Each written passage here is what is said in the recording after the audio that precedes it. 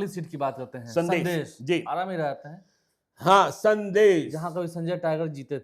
नहीं ये तो बहुत पुरानी बात करें, 2010 में, 2010 में, हाँ 10 से 15 वाले टर्म। हाँ भाई वो तो नीतीश कुमार की आंधी चल रही थी ना, नीतीश कुमार की आंधी चल रही थी। तो संदेश तो भाई अरुण यादव के किले के रूप में जाना जाता है। हाँ, अरुण यादव के किले के रूप। पत्नी की भी चर्चा होती है। नहीं, अरुण यादव की पत्नी तो विधायक है ही ना, किरण देवी विधायक तो है ही। हाँ मतलब वो है तो पत्नी की चर्चा होती है। हाँ, पत्नी की भी चर्चा होती है भाई।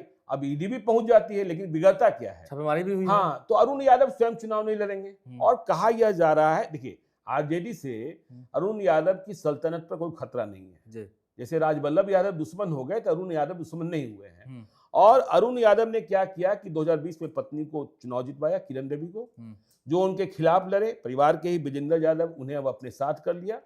और इस बात का भरोसा दिलाया जा रहा है कि आपको हम बरहरा से टिकट दिला देंगे, ठीक है ना। तो अब यह चर्चा भी है कि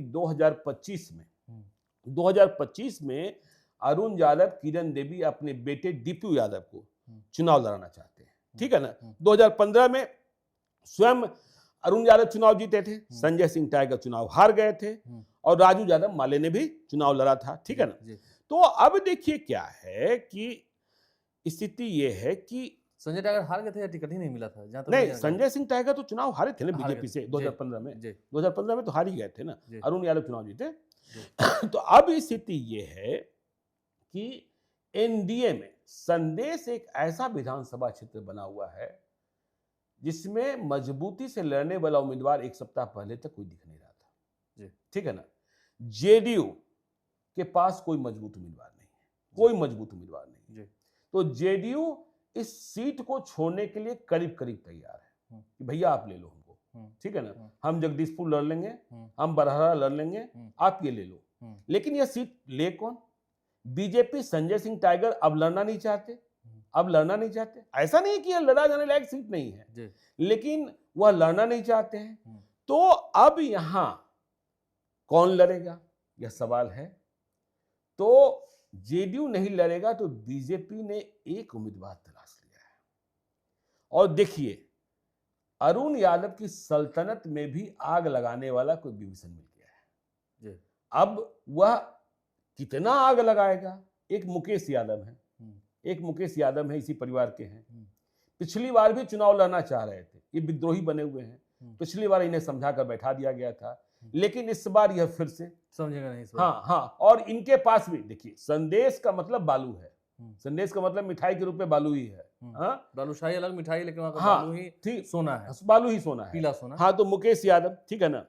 अब यहाँ मुकेश यादव लेकिन चाहिए तो मुकेश यादव एलजेपीआर में लगे हैं। एलजेपीआर में किस किस सिस्टम से टिकट मिलता है आप समझते ही हैं। बहुत आरोप प्रत्यारोप भी होते रहे। हाँ, आरोप प्रत्यारोप भी होते रहे।